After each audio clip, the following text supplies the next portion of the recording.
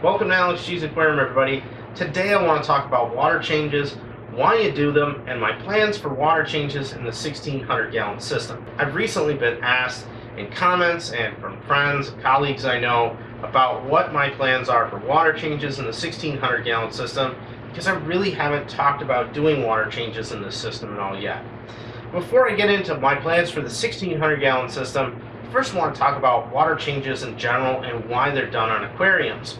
Now, in my experience, I found that water changes are done for two primary reasons.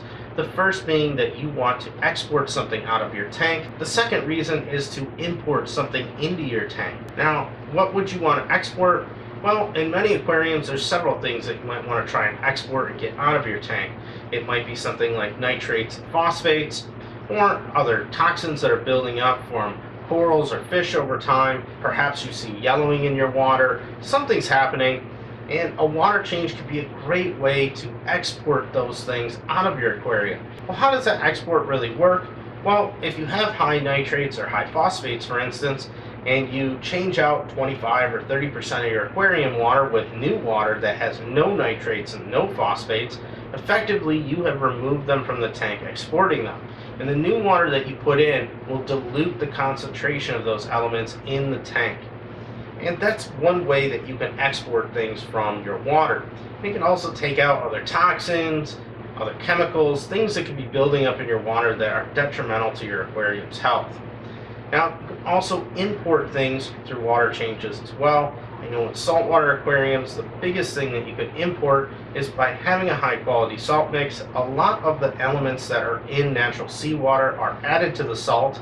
It's not just a salt mix, there are other things added to it, such as calcium, magnesium, strontium, potassium, carbonate, bicarbonate alkalinity. There's a lot of different things that go into your salt mix, and those are all things that in many cases, when new salt water is added to a tank, it will import those elements into your tank, helping to replenish their levels. And in many ways, water changes have a lot of benefits for both exporting and importing things. And the primary goal of a water change is to improve the health of your aquarium and keep your animals happy and thriving, no matter what they are, whether it be freshwater, saltwater, or brackish. It's one of the things I learned very early on in this hobby.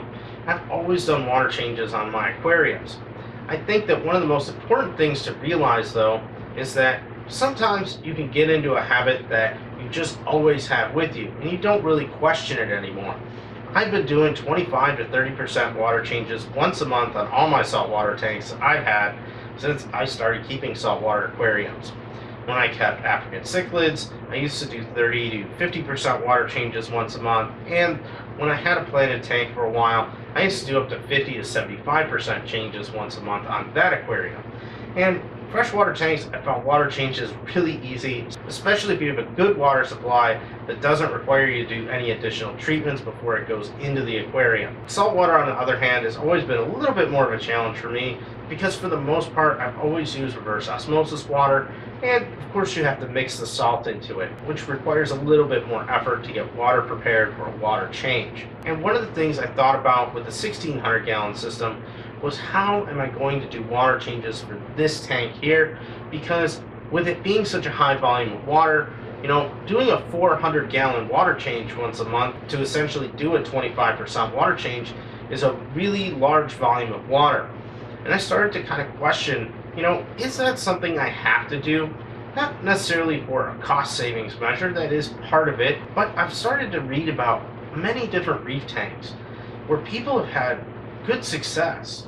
And it shows in the pictures of these beautiful reef tanks where they're doing little to no water changes.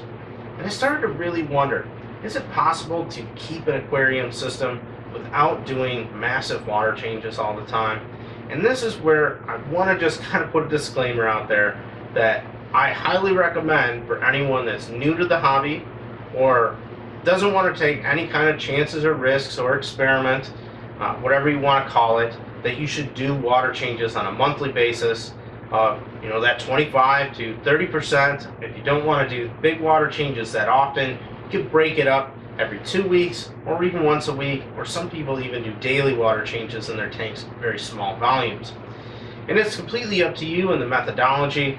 And by no means am I telling everybody that you gotta stop your water changes right now, because that's not at all my intention to tell people to stop doing water changes. It's something that you really should deeply consider doing. Most aquariums benefit very much from it. I want to try and do something a little different with my system, and on the positive side of that is you get to see the results of that on my videos. If I do start to have a lot of problems and water changes start to solve those problems, I'm going to start doing them again. I really have been looking at how much water volume is in this system, the amount of filtration I have. I've also been looking at the way that I export nutrients. And while I've been going through a big algae bloom that's been slowly going away, all the nutrients that really feed into that, the nitrates and the phosphates, have been testing at the 0 range, which is telling me that I'm exporting a ton of nutrients out of this tank, and they're not getting a foothold into this tank to start building it to heavy levels. The protein skimmer helps to do a good chunk of my mechanical filtration, and the UV sterilizer in my system is acting not only to sterilize things like pathogens, killing algae, but it also acts as an oxidizer. And that can help to break down toxins and other chemicals in the tank that might build up over time from being released from algae and corals. And one of the things I've learned about with coral reefs over the years is they are not a peaceful and tranquil place. Everybody is competing for space to try and outcompete the corals that are neighboring to it, because they are in a fight for survival in the wild. And that same behavior happens in reef aquariums. So what am I doing for water changes right now? Well, at this point in time, I've not done one single large water change in the 1,600 gallon system. The most water I've ever changed at one single point of time has been 40 gallons. That's right, 40 gallons. So it's a really small water change. I'm just not doing a ton of big water changes on this system. Now, ultimately, I do about a 1 to 2% water change every week in this system, just because I'm constantly doing maintenance. Been pulling out a lot of algae lately just to get it out of the system before it breaks down. And the other thing I've been doing is buying new corals and new fish. I'm constantly taking small amounts of water out of this tank in order to fill things or clean things, and I replace it with fresh seawater. I haven't gone through a lot of salt water. I only keep 200 gallons of RODI storage on hand at any one time. I could expand that out and keep 400 to 600 gallons of RODI water on hand, but I really question whether or not that's going to help me out if I'm not doing these massive water changes. And it will really be a test to see what this aquarium does. I can't say whether or not I'm going to have success or failure in doing little to no water changes in the 1,600 gallon system, but one thing's for sure, I'm going to document it all the way.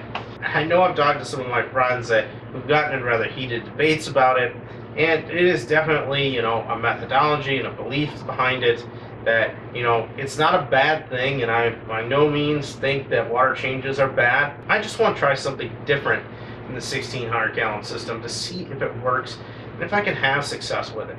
If I can't, that's going to be great, and if I don't, then everybody gets to learn a lesson, including me. That's what I wanted to talk about as far as water changes go today.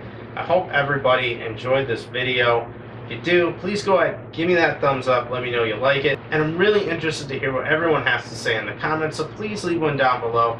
Let me know what kind of water changes that you're doing on your system, whether or not you experiment not doing water changes. I want to hear it all down below. And if you think I'm just crazy because I'm doing this, go ahead and put that down there too. I'm really interested just to hear what kind of feedback's out there in the community, because this is definitely an interesting topic to discuss.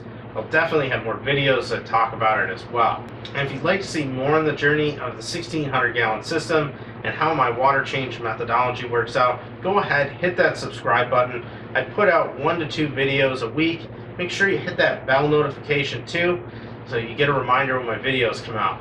Thanks again for watching, everybody, and I will see you on the next video.